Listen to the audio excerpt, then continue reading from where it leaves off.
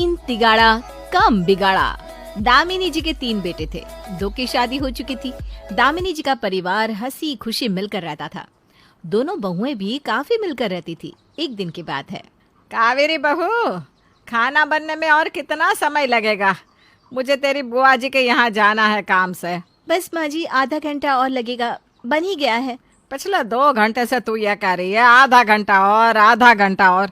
अरे घर में 2 बहुएं होने का कोई हर काम देरी से होता है। हाँ तो हम 2 ही है ना, और इतना बड़ा घर। मानसी दीदी बाहर का काम देखती है तो मैं रसोई संभालती हूँ। हाँ माँ जी, घर में 36 काम भी तो होते हैं, इसीलिए मैं कहती हूँ कि छोटी बहू ले आओ अब माँ जी।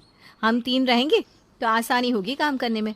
तभी छोटा बेटा रघु वहाँ आता है। आसानी ना भाभी ना, आपकी आसानी मेरी आफत हो जाएगी। अभी मुझे शादी नहीं करनी। अरे क्यों नहीं करनी शादी? घोड़े जैसा हो गया है। अब 25 की उम्र में नहीं करोगे शादी? दोनों बहुएं सास की बात पर हंसने लगती है। अब तुम दोनों क्या खी खी खी खी कर रही हो? जल्दी से खाना लाओ मेरे लिए, पेट में चूहे कूद कूद कर मरे जा रहे हैं। अपने चूहों को जिंदा रखने के लिए माँ मेरी बलि चढ़ाना चाहती है। अरे बेटे, क्यों मुनमुना रहा है मन में? देख, अब बहू तो आएगी ही जल्दी ही। वहीं कुछ ही दिनों में दामिनी जी एक सुंदर सुशील लड़की देखकर अपने बेटे रघु की शादी कर देती है। अरे वाह, अब तो देवरानी जी के आने से हम दोनों जेठानियों को आराम हो जाएगा। क्यों जेठानी जी? सासू माँ आराम करने देगी तब ना देवरानी जी। चलो देखते हैं। दामिनी जी ने सोचा था कि छोटी बहू के आ जाने से आराम होगा, लेकिन ये क्या, यहाँ तो युद्ध छिड़ चुका है शादी के अगले ही दिन। सुनो देवरानी जी, अब तक ये रसोई मैं संभालती थी, अब से ये तुम्हारी जिम्मेदारी है। यार, सालों से खाना बना बनाकर हाथ भी हल्दी मिर्ची जैसे हो गए। आज ना मैं पार्लर जाके आती हूँ। कल ही आई हूँ और आज पूरी रसोई का भार मुझ पर डाल दे रही है और खुद महारानी पार्लर जा रही है। अभी नई बहू हूँ, कुछ कह भी तो नहीं सकती। 1-2 हफ्ते पुरानी तो होने दो, फिर देखो कैसे नाक में दम करती हूँ। फिर कुसुम बेमन से काम करने लगती है। वहीं खाने के समय, बहू, अरे ओ बहू, खाना कब तक मिलेगा? माँ जी, कुसुम है रसोई में, देखती हूँ मैं। रसोई में खाने का समय हो गया है, और कितना समय लगेगा? दीदी, अभी तो दाल ही नहीं पकी, अभी तो 2-3 घंटे और जाएंगे। ओह, माँ जी तो जान ही ले लेंगी। रसोई के दरवाजे पर खड़ी होकर सब सुन रही थी। पहले 2 बहू थी तो आधा घंटा लेट होता था, अब तो दोपहर का लंच, रात के डिनर को तैयार होगा। माँ जी गुस्सा मत होइए ना, मैं बना देती हूँ। फिर मानसी कुसुम के साथ लगकर जल्दी से खाना बनवाती है। अब ऐसे ही सारे काम पहले से ज्यादा लेट होने लगते हैं। सारी बहुएं अब आराम मांगती है और छोटी बहू सोचती है कि अकेले मैं ही क्यों काम करूँ, मैं भी आराम ही करती हूँ। ऐसे ही दिन बीतते हैं। फिर एक दिन, देखो बहू, बहुत हुआ तुम्हारा आलस, अब मिल बांट कर काम करो, नहीं होता तो मैं काम बांट देती हूँ। हाँ माँ जी, ये ठीक रहेगा। अब जी माँ जी।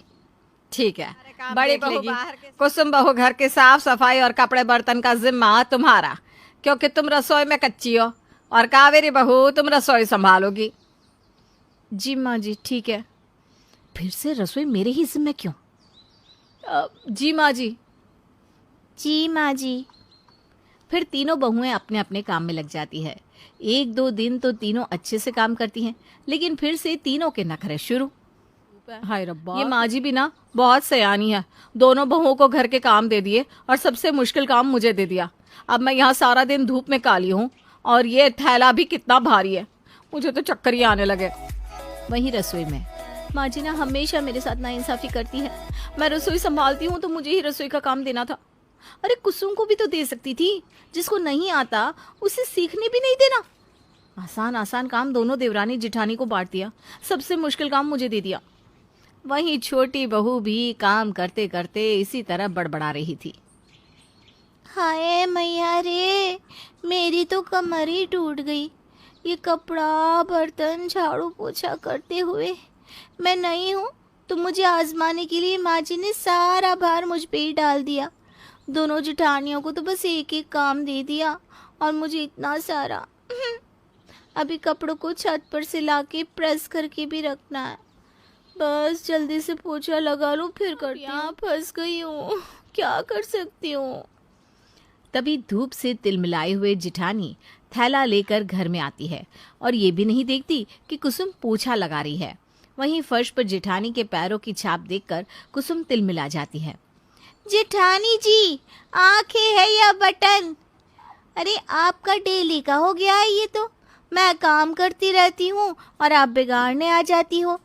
मैंने अभी अभी पूरे घर में पोछा लगाया था, सूखने भी नहीं देती। कर दिया ना पूरा घर गंदा। अब कौन साफ करेगा इसे? तुम साफ करोगी, यही तो काम दिया है ना माँ जी ने तुम्हें। और ये तेवर ना मुझे मत दिखाओ तुम। बाहर का काम करके थकी हारी आई हूँ मैं। हाँ तो बाहर का काम करके आपने जग थोड़ी ना लूट लिया, वो करने में भी आपको दिक्कत है। यहाँ मेरी तो कमर टूट गई। इतना आसान काम दिया है ना माँ जी ने, उसमें भी कमर टूटी जा रही है। जब 10 सामान लेने के लिए अलग अलग बाजार के चक्कर काटोगी ना धूप में, तब पता चलेगा हालत खराब होना किसे कहते हैं। तभी दोनों का झगड़ा सुन के कावेरी भी तिलमिलाकर वहां आती है। यहाँ तो सबको अपना अपना काम ही आसान लगता है, किसी को मेरी तो फिक्र ही नहीं है। 2 टाइम का खाना ही तो बनाती हो, और क्या काम है तुम्हें। सही बात है, ये तो मैं चुटकियों में कर लूं। देखा था वो तो पहले ही दिन दोपहर का खाना रात को दिया था तुमने। ये बड़ी चुटकियों में करने वाली। बस फिर क्या, तीनों देवरानी जेठानी का झगड़ा और भी बढ़ जाता है। अरे चुप हो जाओ तीनों, कब से भेड़ बकरी की तरह लड़े जा रही हो। जिसको जो काम दिया है करो, और मुझे अब कोई शिकायत नहीं चाहिए। सास की डांट सुनकर तीनों एक दूसरे को घूर कर बिना कुछ बोले काम में लग जाती है।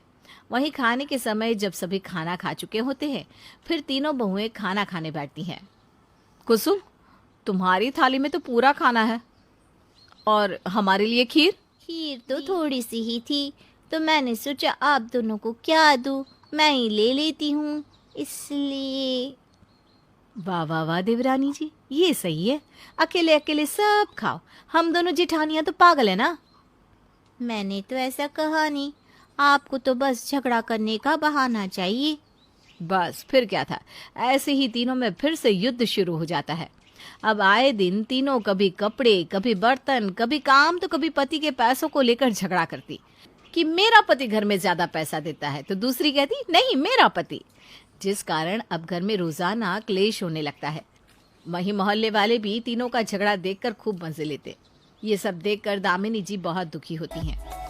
सोचा था 3 बहू रहेंगी तो मिलकर सेवा करेगी, यहाँ तो इनको क्लेश करने से फुर्सत नहीं, ऊपर से मोहल्ले में बदनामी हो रही है। सो अलग क्या करूं भगवान, कहीं बहुओं पर राहु केतु तो नहीं सवार।